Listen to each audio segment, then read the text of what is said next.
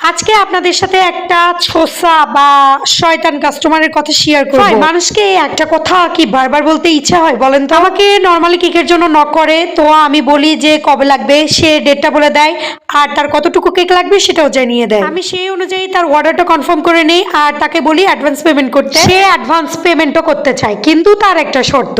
সে আমাকে বলছে, আপু আপনাকে একটা কথা বলবো, আপনি কিছু মনে করবেন না তো?" আমি বললাম হ্যাঁ অবশ্যই, কেক সম্পর্কে কিছু জানার থাকলে অবশ্যই আপনি বলতে পারেন। সে আমাকে বলে আপনি ম্যারিড না স্টুডেন্ট। আমি বললাম আজব, আপনি আমাকে এই কথা কেন জিজ্ঞেস করছেন? তারপর তিনি বলছে আসলে না আপু, আমি আসলে কেকটা নিজের চোখে দেখতে চাই যে কিভাবে বানানো হয়, আর আমি নিজে দাঁড়িয়ে থেকে আমার কেকটা বানিয়ে নিব। তারপর আমি তাকে 3 থেকে 4 বার বোঝানোর চেষ্টা করেছি আপনি যেটা বলেছেন সেটা কখনোই সম্ভব নয়। তারপরেও তিনি 3 থেকে 4 বার রিকোয়েস্ট করে যে আপু আমি আমার কেকটা নিজে দাঁড়িয়ে থেকে বানিয়ে নিতে চাই। তারপর আমি বললাম যে না, কোনোভাবেই সম্ভব নয়। তখন তিনি বলছে যে তাহলে আপনি কেকের মধ্যে ভেজাল কিছু ইউজ করেন।